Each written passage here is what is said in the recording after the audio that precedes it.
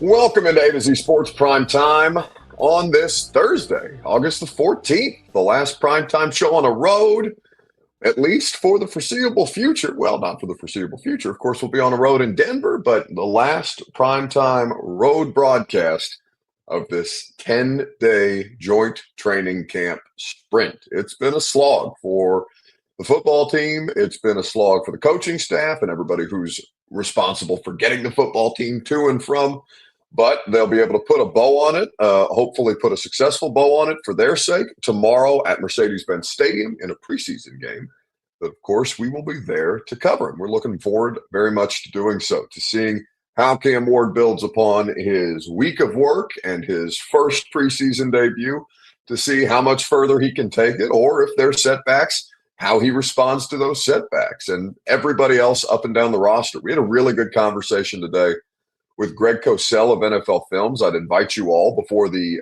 preseason game tomorrow to go check out the latest episode of The Install. We obviously talked a great deal about Cam, but Greg brought up one player in particular that nobody's talking about who really popped to him on tape, and those are the kind of guys that you're looking for this time of year. You're looking for wins within the margin, and there were some good examples of that, or one specifically good example of that Cosell brought up from his tape study from preseason game number 1. But we are on to Atlanta, or I guess we have been in Atlanta. We are on to the preseason game with Atlanta. And a part of the Atlanta conversation this week, a part of the Falcons conversation this week has been Calvin Ridley.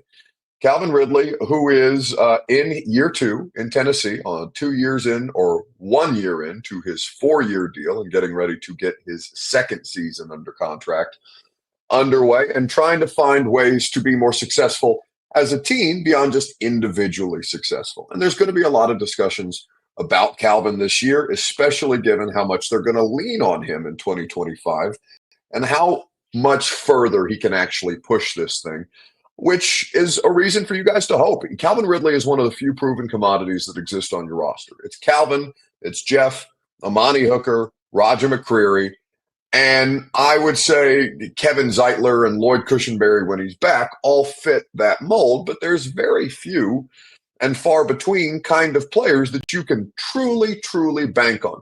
And the question, or the conversation around Calvin Ridley, really his entire career, is, all right, how much can you actually count on this player to be impactful beyond, all right, the statistics that he's putting up?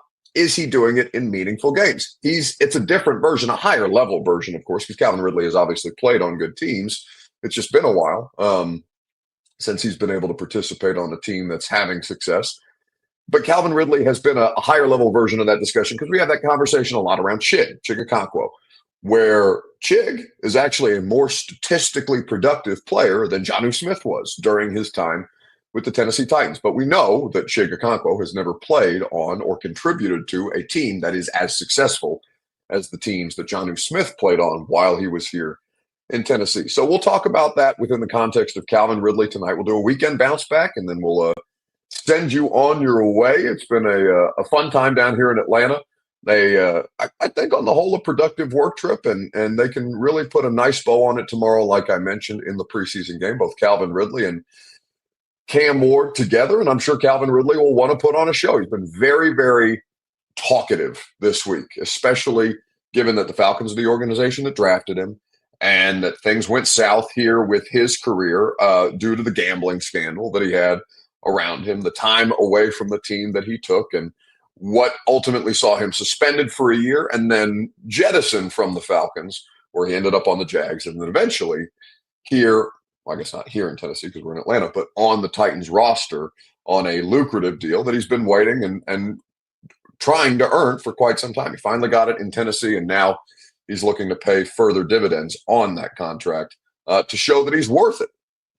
He believes that he's worth the value of the contract, but I think, like I said, you're looking for him to make a more meaningful impact on an offense that is more meaningful across the board. So that's what we'll dive into tonight with you guys. If you are interested in that conversation, share the show around Facebook, YouTube, Twitter, and Twitch, wherever you're hanging out with us. We do appreciate it. Throw a like on the video if you're on YouTube or Twitch. If you're sharing on Facebook, sharing out of public, text the link to a friend, and we'll go ahead and get this thing underway. Welcome into A to Z Sports Prime Time, not from the palatial Rising Estate, but here for two more nights in Atlanta.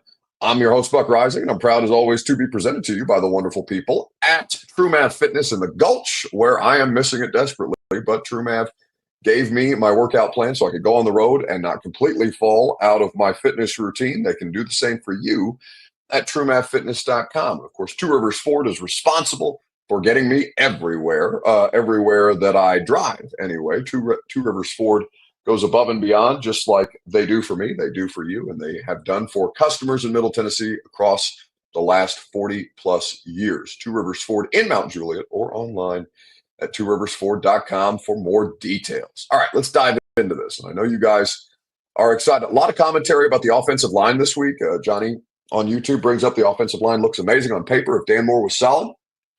And, you know, that's going to be a fascinating part of this. That's going to contribute to Calvin Ridley's success. We're focusing specifically on Calvin Ridley tonight, but of the Titans' offensive line, it's all a part.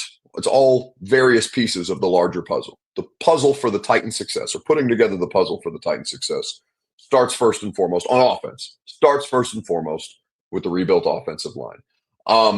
Is it amazing? I probably wouldn't go that far, but relative to the standard of offensive line play that you've had, or, you know, frankly, lacking standards with the offensive line play that you've had, of course, anything would look amazing in comparison. Andre Dillard got put on injured reserve today by the San Francisco 49ers. I couldn't believe that he was still getting jobs. And that's kind of where you've existed as Titans fans. It has to be infuriating. I know it's been infuriating for you guys to have to deal with that kind of foul up, whether it's NPF as a draft bust or Isaiah Wilson or Dylan Radins or all these other names, Dennis Daly, on down the line, basically since Lawan's knee blew out the first time in 2020. You've been chasing that high of the what was DeMarco Murray's offensive player of the year? That was 2016. So like 2016, they had a good unit. One of the best in football, actually, and then it fell off a little bit because you lost Josh Klein fell off, Quentin Spain fell off. You had a difficult time replacing them for a period of time. Then you cycled back up, and you've been trying to figure it out ever since. And it seems now they've got like a legit professional unit, right? Then you've got Dan Moore, who's your biggest ticket item on that offensive line, but there's a world in which Dan Moore is your worst offensive lineman this year, and that's a really, really good thing, guys, because he's, you know, a legit NFL left tackle. Not the best, certainly not the worst, but if he ends up being your worst offensive lineman because you've got Lloyd Cushenberry and J.C. Latham and Peter Skoronski, two top, I guess, 11 draft picks on the offensive line, plus a guy like Kevin Zeitler, who's been excellent across his career, and you're hoping that he can hang on for one more year with you because he's on a one-year deal to me, for the Titans. He, you know, there's reason to believe that he could drop off given his age, but you're hoping that lasts just 1 year longer, and he's had a standard of excellence. He's going to help out J.C. Latham and Lloyd Cushenberry no matter what. Now, the health is the thing that you could say about any of these players, but just start there. So the offensive line, that's where you start. That supports the run game. The run game supports Cam Ward. Also supports Cam Ward in the drop back passing game. If Cam Ward is protected in the drop back passing game, his skill position players will benefit as a result. So it's all interconnected. You know this. It's, you know, football for 5-year-olds. But, you know, I'm a 5-year-old, so that's the best way that I know how to explain it. You are going to see those dividends provided that offensive line unit can hold up. And, of course, a lot hinges on Calvin Ridley. If Calvin Ridley isn't super available this year, your skill position group is suspect. Now, if you had to like pick your poison of, okay, you're going to go through this year without one or the other, healthy offensive line or a healthy Calvin Ridley, you probably select a healthy offensive line because at least that would give Cam Ward adequate time to develop. And maybe you don't have anybody as explosive or as good of a playmaker as Calvin, but at least you can give your quarterback a chance. And, you know, Calvin, to his credit, has been hugely available. And the productivity part of it, though, is where you start to dig in a little bit. Now, Falcons fans jumped on him this week because he's been very, very talkative about, coming back to Atlanta and chirping at Falcons fans when he's beating A.J. Terrell's in one-on-one, spiking a ball in the back of the end zone at practice. walking off the practice field yesterday saying, yeah, we won today. Y'all right about that? And of course, I respectfully disagree. He won. He beat his individual matchups on any given day. Calvin Ridley was not an issue. Far from an issue, I would say. But, just because he won his individual battles on the day does not mean that they as a team were overall more successful than the Atlanta Falcons were, because the Falcons are a better roster and we don't have to relitigate that. But the question that I want to ask you guys on Facebook, YouTube, Twitter, and on Twitch, specific to Calvin Ridley, is this: what defines a successful season for Calvin Ridley? You can make it statistics, you can make it availability. Run that through the prism of what you think would be successful for Calvin Ridley in 2025.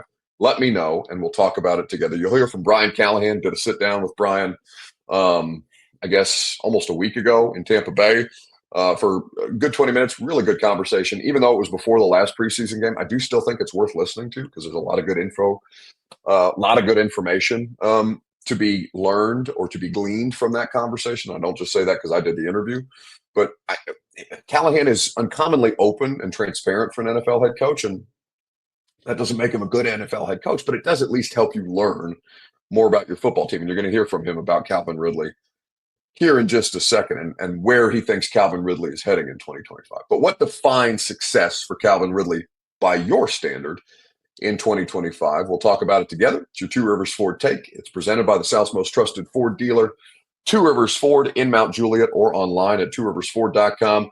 0% is what they are offering you. Now, you hear that and say 0%. What the hell does 0% mean? But it is the Zero Summer Savings event at Two Rivers Ford right now, where they go above and beyond, as they always do, to make sure that you are satisfied as a customer. So that's 0% down on your next new vehicle. That's 0% financing for the first couple of months. That is a promise that there is going to be zero compromise as far as the quality of the service and the award-winning nature of their customer service that they offer, on top of how awesome those Ford vehicles are. Zero on regularly scheduled maintenance, because Two Rivers Ford is even throwing in a 2-year complimentary maintenance plan.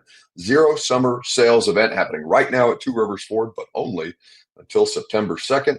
Two Rivers Ford in Mount Juliet, or online at tworiversford.com, like I mentioned. So what defines a successful season for Calvin Ridley to you? 1,300 yards receiving for Esco, 10 touchdowns. Dean Ward says whatever qualifies as a top 15 wide receiver. Devin would like to see him make a Pro Bowl. Top 10 would be icing on a cake. So let's just look at the 2024 receiving rankings last year in the NFL and see where Calvin finished relative to other guys. And again, this does not necessarily mean that Calvin Ridley was, as effective as all of these players. But Calvin Ridley, in terms of just total receiving yards, was 21st overall in the NFL. He had 1,017 receiving yards. So he was between Jacoby Myers of the Raiders and Nico Collins of the Texans. Now, Calvin Ridley played in all 17 games, very available. Nico Collins almost passed him up. Nico Collins had 1,006 yards receiving in only 12 games played last year. Calvin Ridley had 1,017 in 17 total games. So that's yardage.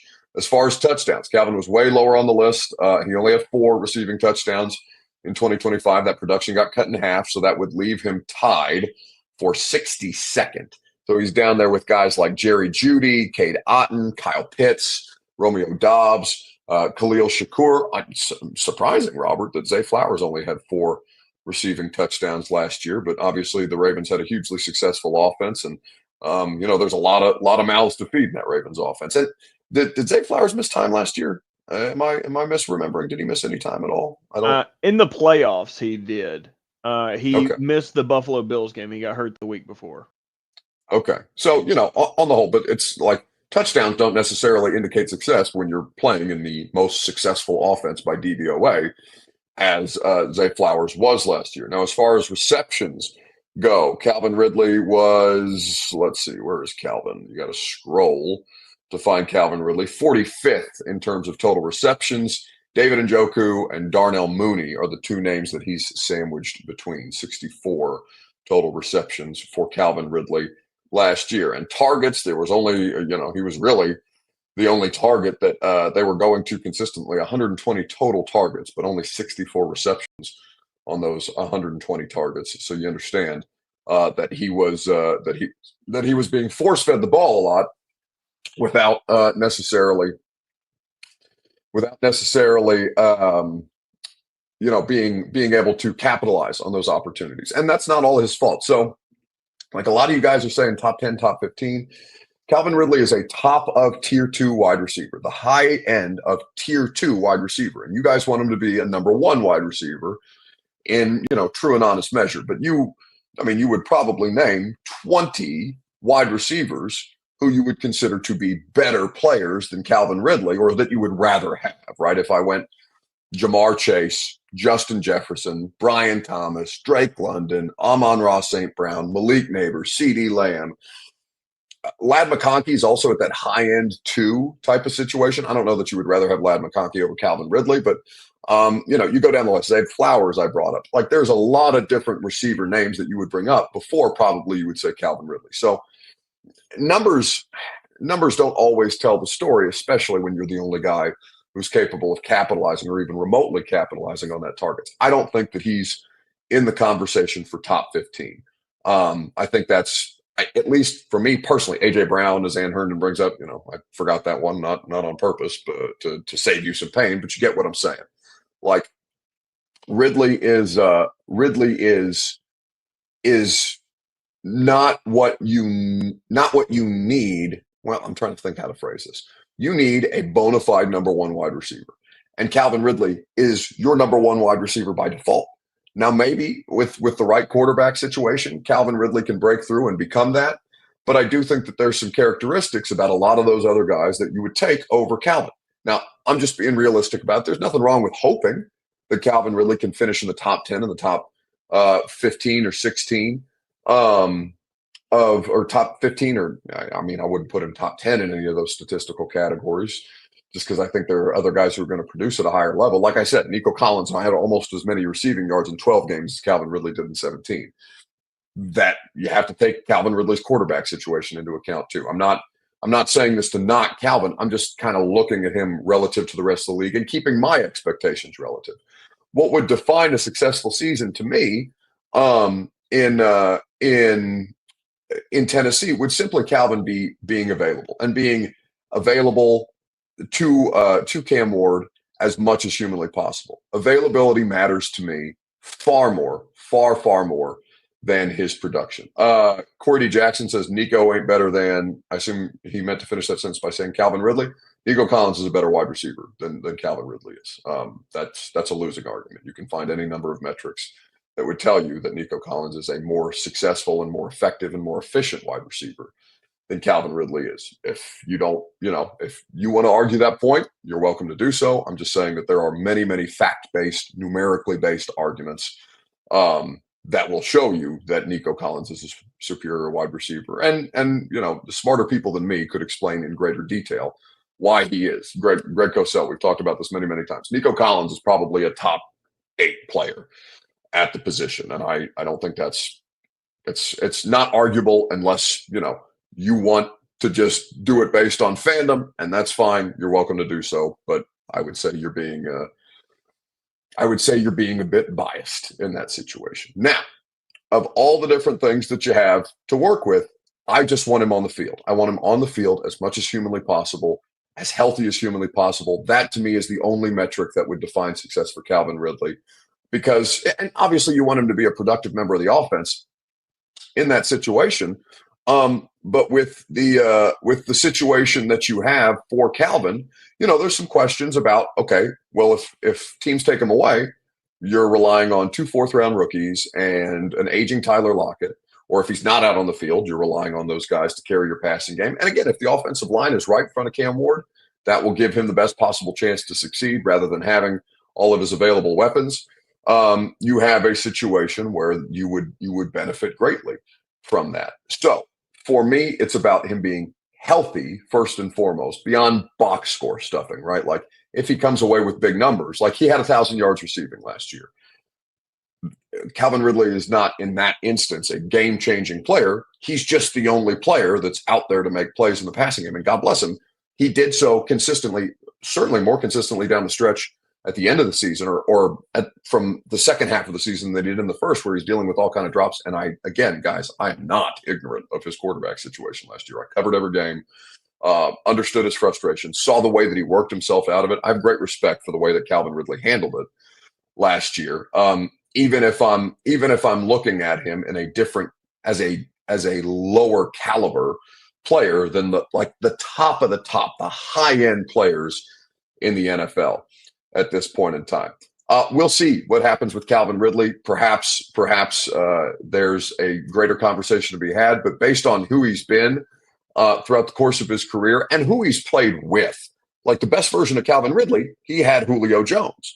Julio Jones is going to do a good deal of the heavy lifting and also allow you to be infinitely more productive, because Julio is going to attract way more attention. And also that's the best quarterback situation that Calvin Ridley has had by far and away.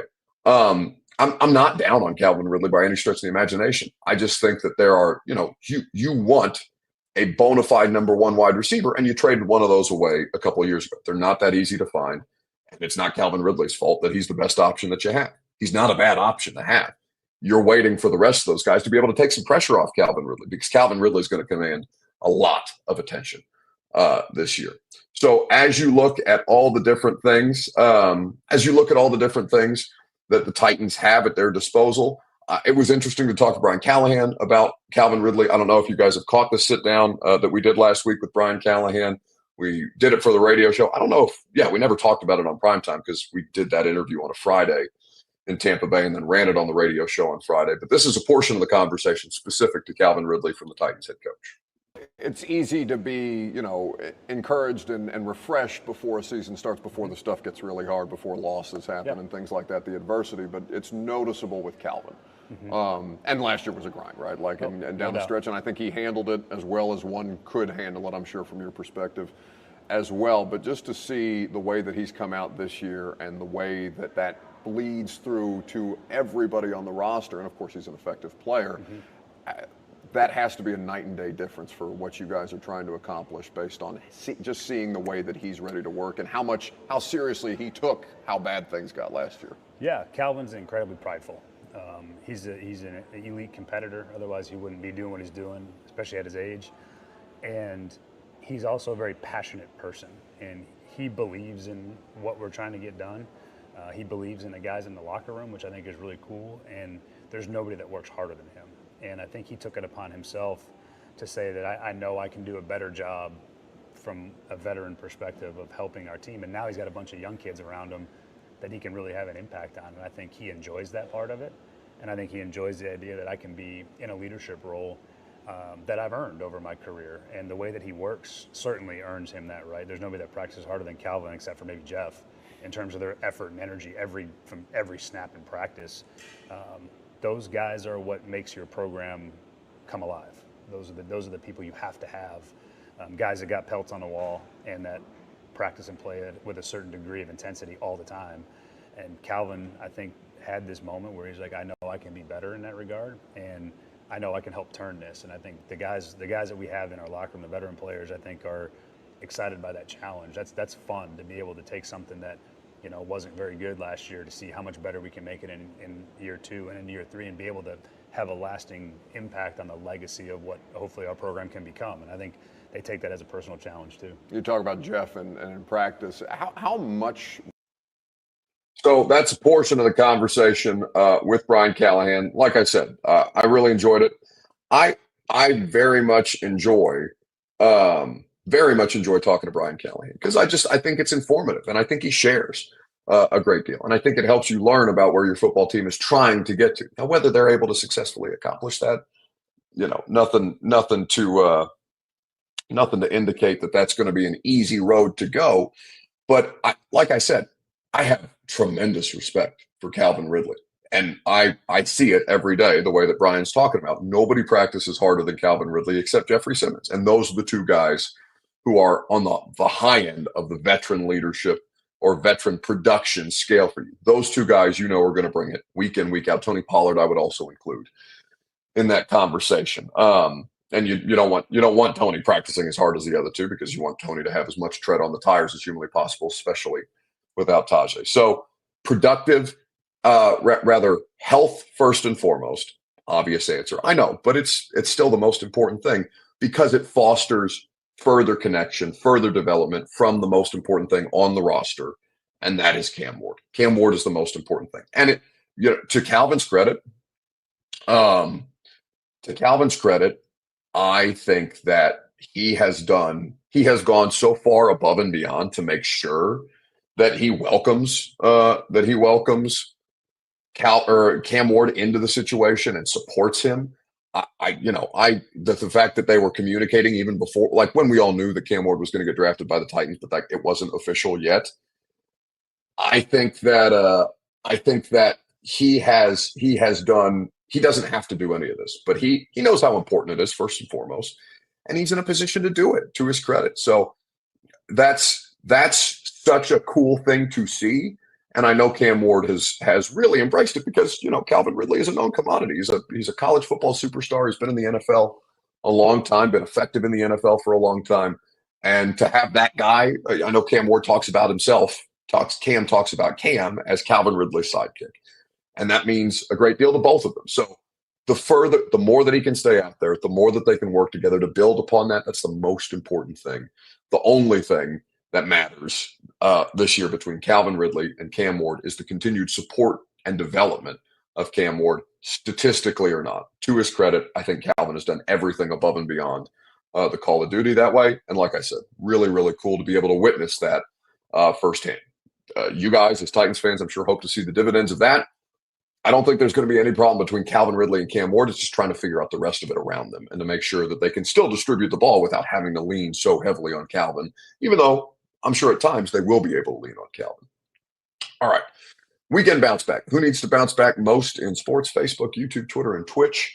In the comment section, if you would be so kind, let me know who you think needs to bounce back right after I remind you that the Primetime program is made possible by the wonderful people at True Math Fitness in the Gulch. If you are trying to get back into shape, if you are trying to make sure that you keep whatever you had of a summer body and maintain it into the fall and the winter, and to make sure that you're staying on top of things and make sure you're maintaining your health, True Math Fitness is your go-to. They will give you the tools to succeed, and they will do so on an individual basis, whether it's their group fitness classes or personal training, or just to sign up for a membership and you can work out in their facility as you please.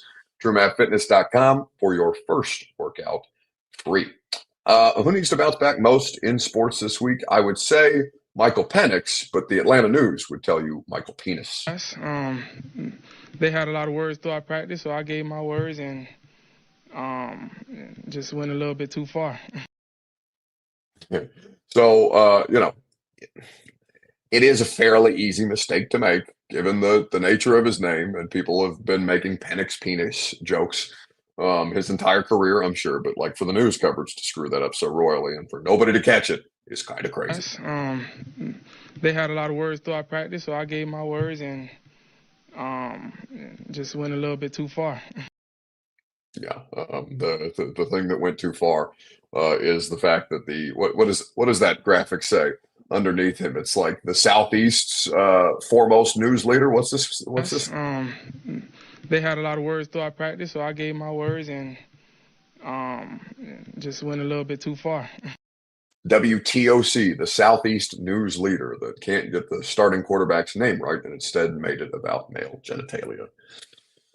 Let's see, autocorrect. Although if you're autocorrecting to penis, like what's going on with your autocorrect? Anyway, Titans could also use a bounce back. They looked like the worst team for both days of practice against the Falcons. Go out there and show otherwise in all three phases, all three units tomorrow night. That would be a huge bounce back for them. Huge opportunity for them tomorrow night.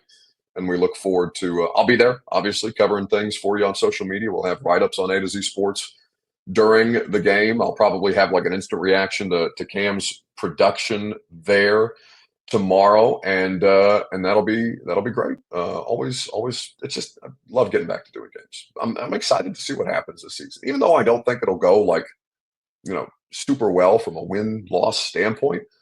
There is so much value to be gained from a season like this, and every opportunity. I know you're tired of hearing this, but every opportunity is going to be important for them. So we'll see how they take advantage of another one tomorrow night. Have a great rest of your weekend. If I don't hang out with you on the radio show tomorrow, doing a lot of radio these last 2 days. Today we did the local show with Robert and Lucas. Nate Washington was good. He's going to be on with us every weekend. Actual Titans legend, not like my joke Titans legend. Then we did Doug Gottlieb's show, me and Jason Fitz. We had a fun conversation about that. Tomorrow I'm filling in for Brady Quinn on Fox Sports Radio nationally with Fitzy from 6. So I guess that's 5 to 8 a.m. Central Time for you guys if you're in Middle Tennessee. And then we'll do the local show afterwards. We'll have Coach Mack. We'll have Brett Kern. That'll be a great time. Coach Mack on a game day, always fun. And then we'll do the game, and it'll be a great time. Hope you can hang out with us tomorrow from 10 to 1 on 104.5 The Zone or nationally on Fox Sports Radio if you want to. Or if I don't get you for any of that, we'll see you at the game on Friday night here in Atlanta. There's a very low percentage of this